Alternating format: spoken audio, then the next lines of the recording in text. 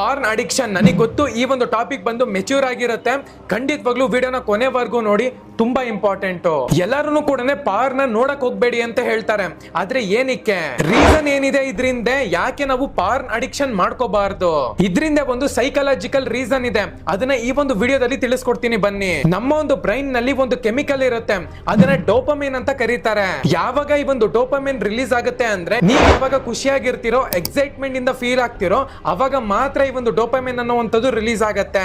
ಇದಕ್ಕೂ ಪಾರ್ನ್ಗೂ ಏನ್ ಸಂಬಂಧ ಅಂತ ಕೇಳೋದಾದ್ರೆ ಖಂಡಿತವಾಗ್ಲೂ ಸಂಬಂಧ ಇದೆ. ಪಾರ್ನ್ ಯಾರು ನೋಡ್ತಾರೋ ಅವ್ರಿಗೆಲ್ಲರಿಗೂ ಕೂಡ ಡೋಪಮೈನ್ ಅನ್ನುವಂಥದ್ದು ಜಾಸ್ತಿ ರಿಲೀಸ್ ಆಗ್ತಿರುತ್ತೆ. ಏನಕ್ಕೆ ಅಂದ್ರೆ ಅವ್ರು ತುಂಬಾ ಎಕ್ಸೈಟ್ಮೆಂಟ್ ಇಂದ ಫೀಲ್ ಆಗ್ತಾರೆ. ಈ ಒಂದು ಎಕ್ಸೈಟ್ಮೆಂಟ್ ಇಂದ ಒಂದು ಡೋಪಮೈನ್ ಲೆವೆಲ್ ಬಂದ್ಬಿಟ್ಟು ಜಾಸ್ತಿ ಆಗ್ತಾ ಹೋಗುತ್ತೆ. ಅವನ ಒಂದು ಎಕ್ಸ್ಪೆಕ್ಟೇಷನ್ ಬಂದ್ಬಿಟ್ಟು ಜಾಸ್ತಿ ಆಗ್ತಾನೆ ಹೋಗ್ತಿರುತ್ತೆ.